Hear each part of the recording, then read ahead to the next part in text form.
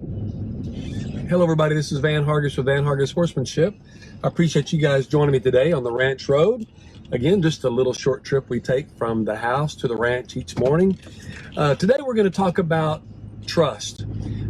Most of the time, you would expect me to say something about trust in regard to your horse, such as dare your horse to be good, trust your horse.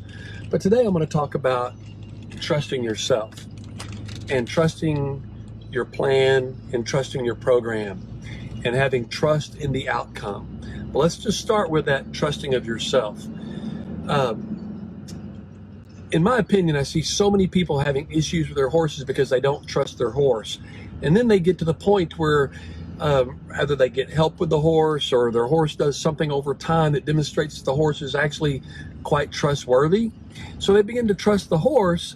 But then oftentimes, if you kind of dig a little bit deeper sometimes about the true obstruction to trusting the horse, really had nothing to do with the horse itself.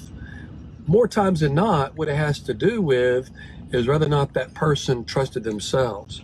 And let me explain what I mean by that.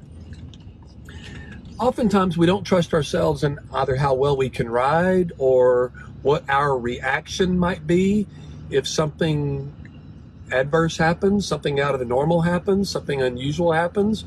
Do we trust what our reaction would be? Do we trust the fact that we would respond as opposed to react? And you see, what we discover though is that once we do begin to trust our horse, and then we decide that we practice good enough and we do enough work on ourselves, that we begin to trust our own training and our own response as opposed to reaction to things, then before you know it, the horse begins to trust you. And when the horse trusts you, he looks more trustworthy, therefore you trust him. And there you go, the spiral upward towards success. So you see, so many times it starts with your own personal trust in yourself and that own personal accountability. You've got to hold yourself accountable. You got to hold yourself responsible for your response and your reaction. And as you do, you're going to find out that you can trust yourself more in more scenarios and in more situations.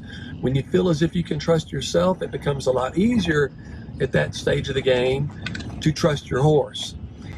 When you trust your horse, you trust yourself, you give the horse now an opportunity to trust you, and before you know it, you're going to be on that trusting spiral towards success.